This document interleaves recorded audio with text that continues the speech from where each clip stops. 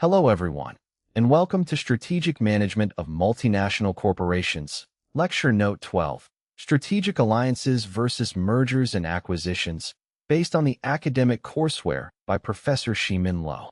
Achieving corporate growth requires choosing between organic internal development, external contractual or equity alliances, and full ownership acquisitions. Over the next 10 to 12 minutes, we will explore the organizational governance spectrum, non-equity versus equity joint ventures like CFM International, the 5 strategic alliance drivers, absorptive capacity, and the learning race, M&A performance realities, Richard Roll's hubris hypothesis, tax inversions, McKinsey's synergy overestimation study, Bob Iger's Disney-Pixar integration blueprint, and Capron and Mitchell's build-borrow-buy framework. Let's step into external growth strategy.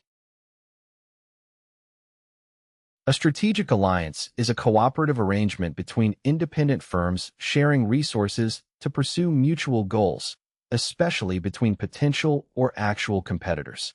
Alliances represent an organizational governance compromise between short-term spot market transactions and long-term full ownership acquisitions. Along this continuum, firms balance resource control, capital commitment, and strategic flexibility without incurring the massive integration risks of full corporate buyouts. Alliances take non-equity or equity-based forms. Non-equity contractual alliances include licensing, R&D contracts, and co-marketing networks like Star Alliance, uniting 25 airlines globally. Equity-based alliances involve minority investments or joint ventures where partners co-create an independent corporate entity. A prime example is CFM International, a 50-50 joint venture between General Electric of the United States and SMMC of France, which became the world's leading commercial jet engine manufacturer. 5 core motivations drive strategic alliances: market access, cost and risk reduction, complementary competence access, setting industry standards, and organizational learning. Alliance success hinges on 3 critical factors: selecting compatible partners with shared visions, designing structural safeguards and equity commitments to prevent opportunism, and cultivating relational capabilities to build inter-firm trust and knowledge-sharing routines. Partnering carries inherent risks including poor partner choice, coordination friction, opportunism, and nurturing future competitors. Absorptive capacity governs how effectively a firm assimilates partner knowledge. When both partners attempt to drain each other's core competencies, a destabilizing learning race occurs. For instance, conflicting incentives and cultural misalignment caused the dissolution of the Danone joint venture in 2011. However, ending an alliance after fulfilling strategic goals is not necessarily a failure. Turning to mergers and acquisitions. A merger is a friendly combination of equals into a new company, like ExxonMobil, while an acquisition involves purchasing a controlling stock stake, which can be friendly or hostile, or structured as a debt-financed leveraged buyout. Empirical research reveals sobering realities. Acquirers pay an average premium of 22 to 30%. Target shareholders capture virtually all announcement gains, and acquirer returns average -4%. Famous megadeals range from Vodafone's record $183 billion purchase of Monosman to AOL's failed $165 billion merger with Time Warner. M&A motives span managerial, financial, and strategic logic. Managerial motives include empire building and Richard Roll's hubris hypothesis, where executive overconfidence distorts judgment and causes overpayment. Financial motives include tax inversion to relocate headquarters to low-tax jurisdictions.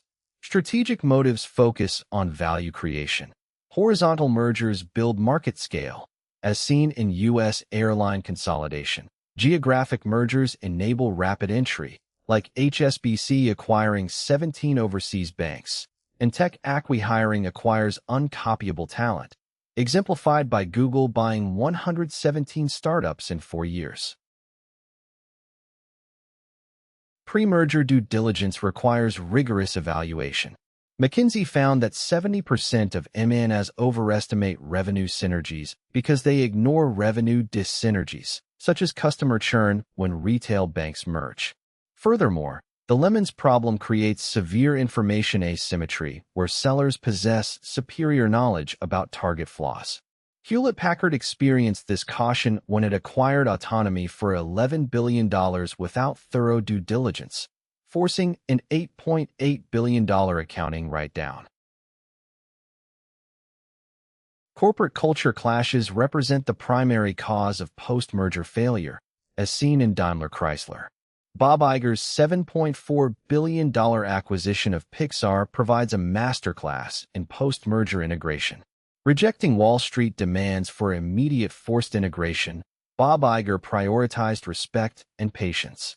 He preserved Pixar's creative campus and culture in Emeryville, allowing John Lasseter and Ed Catmull to revitalize Disney's animation studio while maintaining Pixar's artistic autonomy. To synthesize SMMC Lecture Note 12, use Capron and Mitchell's Build-Borrow-Buy framework to guide growth decisions.